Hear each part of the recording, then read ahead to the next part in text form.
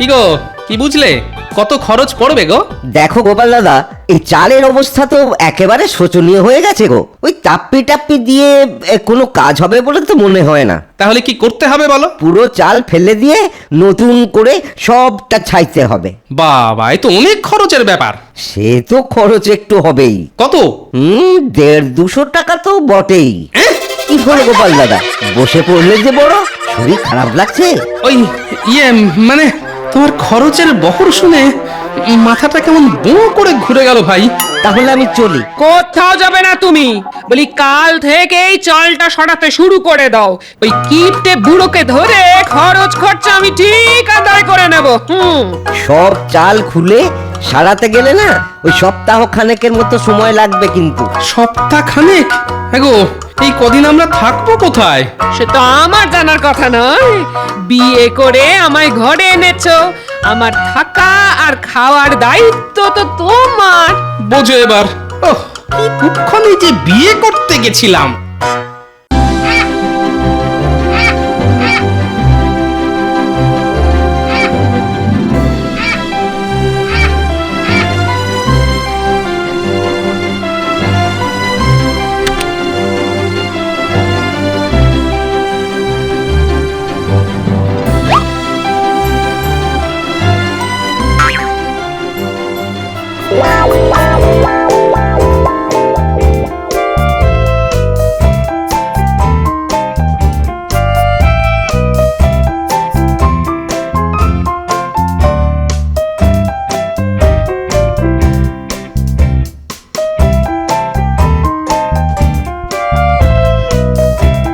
কি গোপাল, বাজার করে ফিরছো?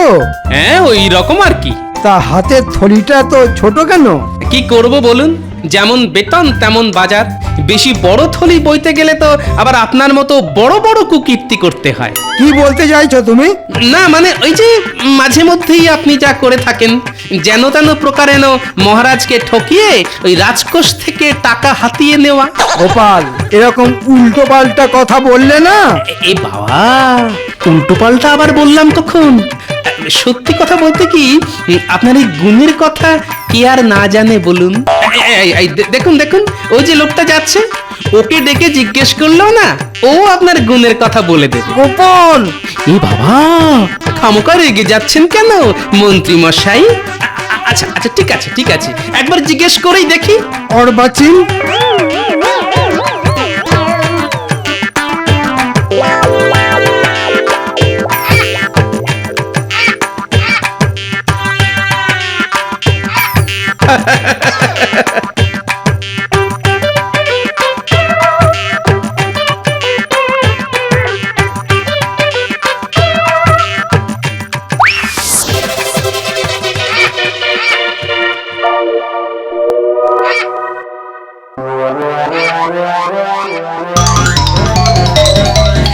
আরে আরে আরে আরে, আমার সাধের মাছ! দাঁড়া বেটা চিলের পো, আজ তোর হচ্ছে।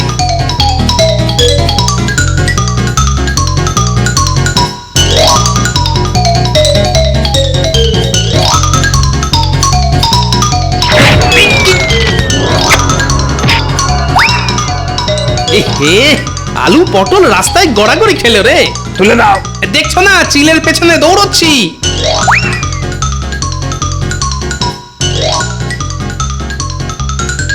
হায় হায় হায়, এ আমার কি হলো? মাথার চাল যে মাটিতে গড়াগড়ি খেলো গো। কেঁদো না গো দিদি, কেঁদো না। মানুষের শরীর আর মাথার চাল কি চিরকাল এক থাকে নাকি? একদিন না একদিন ভেঙে তো পড়বেই। গোপাল দাদাকে আসতে দাও, দেখো ঠিক একটা ব্যবস্থা করে ফেলবে। কে ব্যবস্থা করবে? তোমার দাদা? তবেই হয়েছে। কতদিন ধরে বলে যাচ্ছি ওগো, চালের গতিক সুবিধের নয়, চালের গতিক একদম সুবিধের নয়। ঝুরঝুর ঝুরঝুর করে পচা খড় ঝরে পড়ছে। চালটা সারাও গো, সারাও। কিন্তু কীটের মরণ কান দিয়েছে আমার কথায়। আজ একদিকটা পড়লো ভেঙে, সামনে বর্ষা আসছে, ওই বর্ষায় আমি কোথায় যাব গো? আরে অত চিন্তা করো না তো, তেমন হলে কটা দিন আমাদের ওখানে গিয়ে থাকবে। কেন, বোনের বাড়ি কেউ কি গিয়ে থাকে না? তাহলে খুব মজা হবে, সারাক্ষণ শুধু গোপাল দাদুর গল্প শুনবো।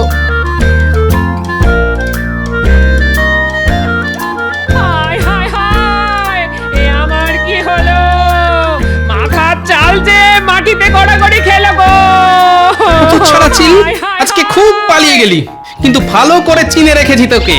যেদিন ধরতে পারবো না, পেট চিরে সব কুঁচো চিংড়ি বের করে নেব। হ্যাঁ, ওগো ওগো আমার কি সর্বনাশ হলো গো। আরে, এ তো মহাবিপদ।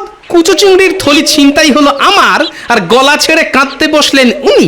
ওগো গলা ছেড়ে কি এমনি কাঁদছি গো, একবার ঘরের ভেতরে গিয়ে দেখে এসো গো, মাথার চালের একদিক যে ভেঙে পড়েছে গো। হ্যাঁ, সে কি? এই তাহলে তো খুব মুশকিল।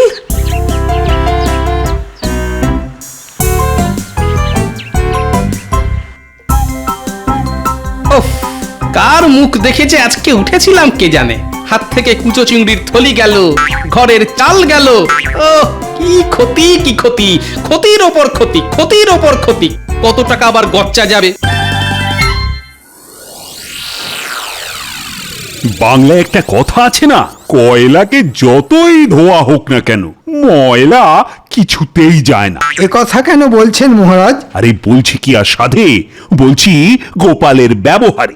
এত করে বলা সত্ত্বেও একদিনও যদি সময় মতো আসে। এ আর এমন নতুন কথা কি? কিছু মনে করবেন না মহারাজ, আসলে আপনার কাছ থেকে ভালো ব্যবহার পেয়ে পেয়ে ও এতটা বেপরোয়া হয়ে গেছে। আজ আসতে দাও ওকে, আজ দেখিয়ে দেব খারাপ ব্যবহার কাকে বলে। আর কত খারাপ ব্যবহার করবেন মহারাজ? মানে বলছিলাম, মাথার উপর ওই যে উনি বসে আছেন, তিনি আর আমার সঙ্গে আর কত খারাপ ব্যবহার করবেন। মানে কি বলবো মহারাজ, আমার এখন খুব খারাপ সময় চলছে। কিরকম কিরকম? দেখুন না, সকালে হাত থেকে কুচো চিংড়ির থলি চিল এসে ছো মেরে নিয়ে পালালো। ওদিকে বাড়ি গিয়ে দেখি ঘরের চালের একদিক ধসে গেছে। এইসব সামলে আস্তে আস্তে এত দেরি হয়ে গেল, মাথায় যে এখন কত দুশ্চিন্তা। ঠিক হয়েছে, ঠিক হয়েছে। সকালে আমার সম্পর্কে খারাপ খারাপ কথা বলার ফল হাতে হাতে পেয়েছে। ঠিক হয়েছে। আচ্ছা গোপাল, গতবার বর্ষার মুখে তো চাল ছাড়াবার জন্য তুমি আমার কাছ থেকে টাকা নিয়ে গিয়েছিলে, তা সে টাকা দিয়ে চাল সারাওনি কেন? কি করে সারাবো মহারাজ? ওই যে কথায় আছে না, অভাবের সংসারে নুন আনতে পান্তা ফুরিয়ে যায়। আপনার দেওয়া চাল সারাবার টাকা তো খাবার কিনতেই খরচা হয়ে গেল। চালের টাকায় চাল কেনা খুব খারাপ কাজ। বর্ষাকালে জল পড়বে, পড়তে পারে বাজ। না গোপাল না, চাল সারাবার টাকায় চাল কিনে খুব খারাপ কাজ করেছো তুমি। স্বীকার করছি মহারাজ, খারাপ কাজ করেছি, কিন্তু এবার যদি কিছু টাকা দিয়ে সাহায্য করেন। একেবারে দেবেন না মহারাজ, দেখবেন এবারে হয়তো চাল ছাড়াবার টাকায় ডাল কিনে বসবে। ওর ছলনার তো আর শেষ নেই। মহারাজ, না গোপাল, আর তোমার টাকা দিতে পারবো না। নিজের চাল সারাবার ব্যবস্থা নিজেকেই করতে হবে তোমায়। এবারে বোঝো, কত ধানে কত চাল।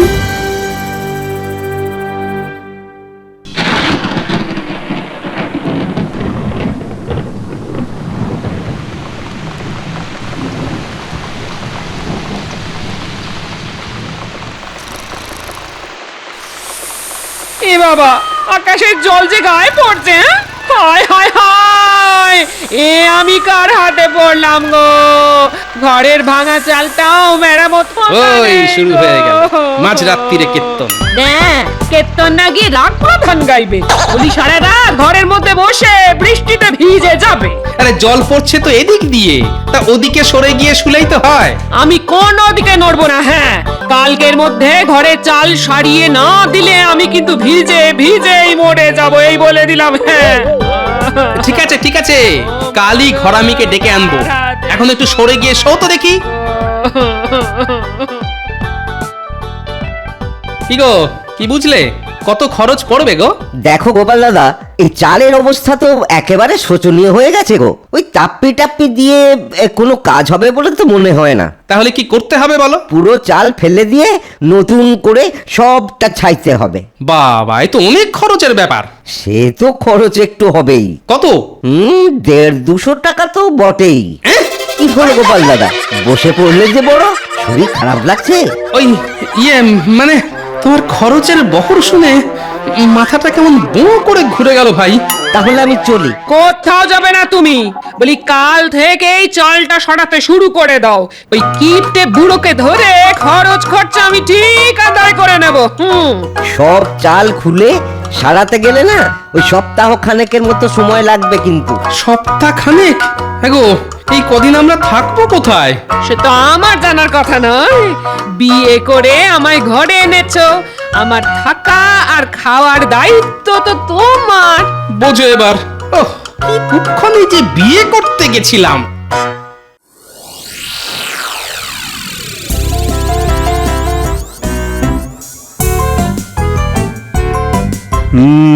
প্রকৃতি চরিত্র বোঝা কার সাধ্য। কাল রাতে কত ঝমঝম করে বৃষ্টি, আর আজ সকালে কেমন ঝলমলে রোদ। প্রণাম মহারাজ। কি ব্যাপার এই সাত সকালে তুমি? মহারাজ, চাল সারাবার ব্যবস্থা হয়ে গেছে মহারাজ। ভালো কথা। তা আমায় কি করতে হবে? না না মহারাজ, টাকা দিতে হবে না। ঠিক করেছি ভোলা ময়রার কাছ থেকে চড়া সুদে কিছু টাকা ধার করে চাল সারাবো, তারপর না খেয়ে ওই টাকা শোধ করব মহারাজ। খুব ভালো, খুব ভালো। কিন্তু মহারাজ, আমি থাকবো কোথায়? কোথায় থাকবে মানে? ঘরামি বলেছে সমস্ত চালটা খুলে ফেলবে আর সারাতে লাগবে 1 সপ্তাহ। এই কটা দিন আমি কোথায় মাথা গুজবো মহারাজ? ও, সেসব আমি কি জানি। তোমার তো চেনা শোনা অনেকে আছে, তাদের কারোর বাড়িতে কটা দিন কাটিয়ে দাও না। হ্যাঁ, ওই পুটির মা বলেছে বটে, তবে তার নিজেরই তো ছোট ঘর, তার উপর বাচ্চা কাচ্চা। আচ্ছা মহারাজ, কটা দিন আপনার বাড়িতে যদি থাকি? না না না না না, সেটা হয় না। তুমি অন্য কোথাও ব্যবস্থা দেখো।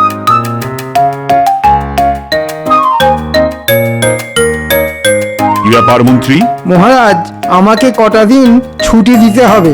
রাজসভায় তো আর এসব কথা বলা যায় না, তাই একান্তে বলতে এলাম। ছুটি নিয়ে কি করবে? আগে একটু শ্বশুর বাড়ি যাব, ওই 1 সপ্তাহের জন্যে। মন্ত্রী মশাই তাহলে 1 সপ্তাহ থাকবে না। ওকে একটু বলে দেখি যদি কটা দিন থাকতে দেয়। তা কবে যাবে ঠিক করেছো? হ্যাঁ, সেটা এখনো ঠিক করিনি। ঠিক হলেই আপনাকে বলে যাব। ঠিক আছে, ঠিক আছে। আমি তাহলে এখন আসি। আচ্ছা, এসো এসো। মন্ত্রী মশাই, যাবার সময় ঠিক পিছু ডাকলো। বলো, কি বলবে বলো। আসলে আমার ঘরের চাল তো সারানো হবে, কিন্তু তার জন্য 1 সপ্তাহ আমাদের অন্য কোথাও গিয়ে থাকতে হবে। থাকতে হবে তো হবে। তাই বলছিলাম কি, আপনি তো 1 সপ্তাহ মতো থাকবেন না, তাই কটা দিন যদি আমাদের থাকতে দেন, মানে আপনার বাড়িতে। হাসালে? আচ্ছা, আমার বাড়ি তোমায় থাকতে দেব কোন আনন্দে? আনন্দে না হোক, দুঃখের সঙ্গেই দিন। না না, ওসব হবে না। তোমার মতো লোককে ঘরে থাকতে দেওয়া আর খাল কেটে কুমির আনা একই ব্যাপার। গোপাল কি তাহলে কুমির নাকি? কি গোপাল, মন্ত্রীর কথার উত্তর দাও। মুখে তো দেব না, কাজে দেব। কি আর উত্তর দেব মহারাজ? ওই যে কথায় আছে না, হাতি যখন কাদায় পড়ে তখন চামচিকেতেও লাথি মারে। দেখেছেন মহারাজ, গোপালের সাহসটা দেখেছেন? আমাকে চামচিকে বলল। এ বাবা, আমি আবার আপনাকে চামচিকে বললাম কখন? আমি তো শুধু একটা বাংলা প্রবাদ বললাম মাত্র। যাকে যাক, কথা বাড়িয়ে লাভ নেই। কেউই যখন থাকতে দেবেন না, তখন আমি আসি।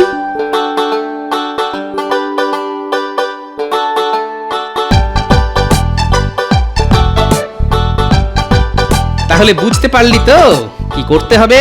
খুব পেরেছি গোপাল দাদু, দেখো না কি করি। হাড় একেবারে কাঁপিয়ে দেব, এমন নাচা নাচিয়ে দেব যে পালাতে আর পথ পাবে না। বাহ, এই তো চাই।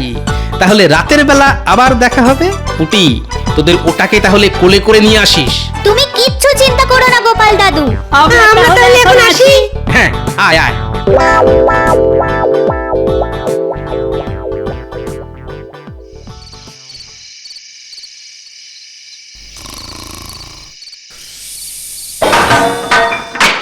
রান্নাঘরে বাসন পড়ার শব্দ হলো না? তাহলে তাহলে কি চোর ঢুকলো? এই এই একবার ওঠো তো।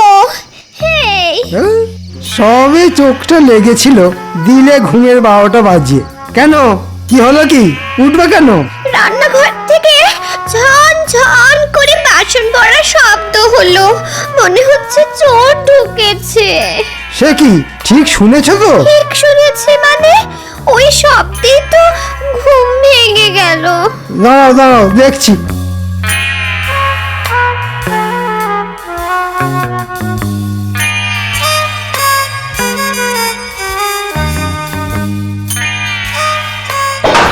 কে কে কে কে কে কে কে রে?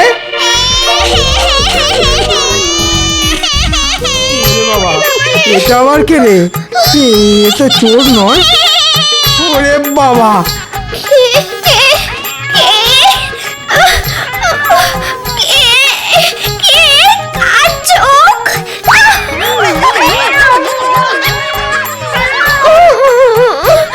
এই কি হলো গো? হ্যাঁ, চাদরে মাথা মুখ ঢেকে এমন করে কাঁপছো কেন? জানলাটা হুট করে খুলে গেল, তারপর দেখি দুটো চোখ জল জল করছে, জল জল করছে। জানলায় একটা কালো বিড়াল। সে কি, জানলায় তো ছিটকিনি ছিল, আর কালো বেড়াল কোত্থেকে এলো? আর উনুনের ওপর ওই সাদা মূর্তি। ওগো, আমাদের কি হবে গো? কালো বিড়াল তো খুব খারাপ জিনিস। জন্মে তো আমাদের বাড়িতে কোনো কালো বিড়াল দেখিনি। সারা রাত জেগে থাকতে হবে, কাল সকালে কিছু একটা ব্যবস্থা করা যাবে। বুঝলে দাদু, ভয় দেখানোটা না বেশ জব্বর হয়েছে, কি বলো? খুব ভালো কাজ হয়েছে পুচকে। এখন তোকে একটা কাজ দেব। বলো দাদু। তোকে মন্ত্রী মশাইয়ের বাড়ির কাছে পিঠে থাকতে হবে, তবে খবরদার দেখতে যেন না পায়। আরে কিচ্ছু পাবে না, তুমি শুধু বলে দাও আমায় কি করতে হবে। তুই শুধু জেনে আসবি মন্ত্রী মশাই আজ কি করছে। ঠিক আছে। ওগো, কিছু একটা করো। কাল রাতে যা ঘটেছে তাতে আমার মন বলছে এ নির্ঘাত ভূতের কাজ। ঠিক আছে, আমি কুঞ্জ ওঝাকে ডেকে আনছি। ও এসে ঠিক বলে দেবে এ ভূতের কাজ না মানুষের কাজ। আর ভূতের কাজ হলে ঝাড়ফুঁক করে ঠিক ভূত তাড়িয়ে দেবে, আর মানুষের কাজ হলে ব্যবস্থা নেব আমি ওর বাড়ি যাচ্ছি।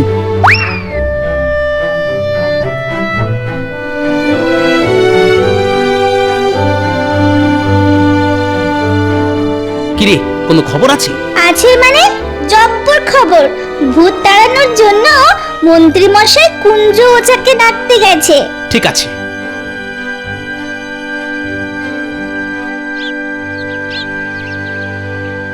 কুঞ্জ, ও কুঞ্জ, কুঞ্জ। আমার ঘরে মন্ত্রী মশাইয়ের আগমন, কি সৌভাগ্য আমার। হ্যাঁ, আসুন আসুন। আমার দুর্ভাগ্য, তাই তোর সৌভাগ্য। হেঁয়ালিটা ঠিক বুঝলাম না মন্ত্রী মশাই। শোন, কাল রাতে আমার বাড়িতে মনে হচ্ছে ভূতের উৎপাত হয়েছিল। তোকে শুধু গুণে বলে দিতে হবে এ ভূতের কাজ না মানুষের কাজ। ভূতের কাজ হলে ভূত তাড়াবি তুই, আর মানুষ হলে শাস্তি দেব আমি। ঠিক আছে? ঠিক আছে ঠিক আছে, আপনি যান, আমি গোছ গাছ করেই ফুরুত করে চলে আসছি।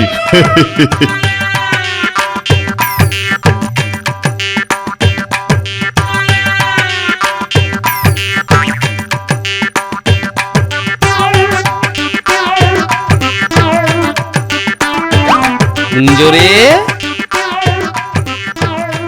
কি সৌভাগ্য, গোপাল দাদা যে। এসো এসো দাদা।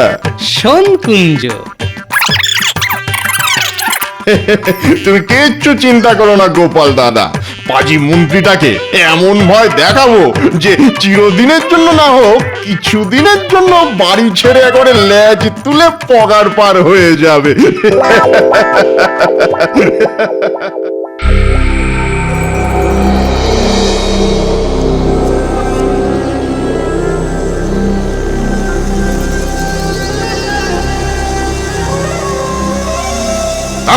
পিং বিং ছক্কা রিং বিং একটা ডং ডং কুং কাং বুং হুড়ুত।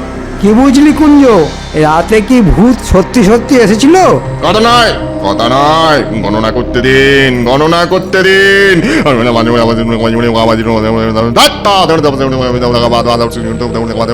দুম। কি বললে তুমি? তুমি আবার ফিরে এসেছো? হ্যাঁ, কে এসেছে কুঞ্জ? মন্ত্রীমশাই, এ যে সে কেউ নয়, স্বয়ং ব্রহ্মদত্তি বাবা। মানে এই যে এই যে ভিটে, আজ থেকে 181 বছর আগে এই ভিটেতে ছিল এক বেলগাছ, আর সেই বেলগাছে থাকতেন এক ব্রহ্মদৈত্যী। তিনি 181 বছর ঘুমন আর তারপর 10 দিন জাগেন। বলিস কি রে? হ্যাঁ, তিনি এখন জেগেছেন। হ্যাঁ, জেগেছেন, জেগেছেন। আর জেগেই তার সেই বেলগাছ না দেখতে পেয়ে খুব খেপে গেছেন। এ বাবা, চিমটি কাটছেন দেখুন। আর তিনি একবারে খেপলে আর রক্ষে নেই মন্ত্রীমশাই, আর রক্ষে নেই। তাহলে কি হবে? বাঁচতে হলে 10 দিন বাড়ি ছেড়ে অন্য কোথাও চলে যান। তিনি হয়তো এই 10 দিনেই সবকিছু লন্ডভন্ড করে দেবেন। হ্যাঁ, লন্ডভন্ড করে দেবেন। কিন্তু তারপর ঘুমিয়ে পড়লে আবার সব ঠান্ডা। না না, ঠিক আছে, দিন না হয় আমরা আমার বাপের বাড়ি গিয়ে থাকবো। তাহলে তাই করুন। প্রাণের থেকে বড় তো আর কিছু হতে পারে না, নাকি? আমি তাহলে চললাম মন্ত্রীমশাই, কেমন? আপনি কিন্তু তাই করুন। হ্যাঁ হ্যাঁ, আয়। এখানে আর এক মুহূর্ত নয়, যত তাড়াতাড়ি সম্ভব টাকা কড়ি গয়নাগাটি নিয়ে চলে যেতে হবে। নাও নাও গিন্নি, তাড়াতাড়ি করো।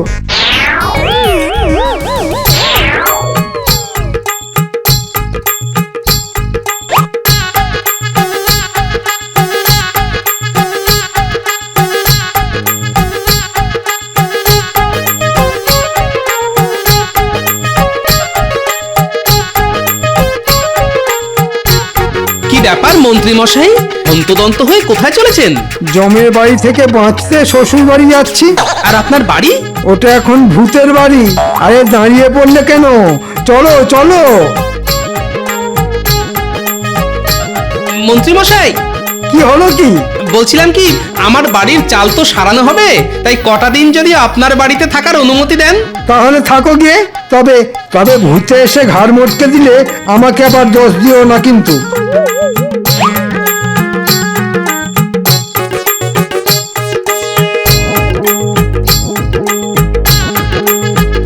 যা, তোদের দিদাকে গিয়ে খবর দে, বলগে যা থাকার ব্যবস্থা হয়ে গেছে। এই না হলে গোপাল দাদু দুষ্টু বুদ্ধিতে যার জুড়ি মেলা ভার।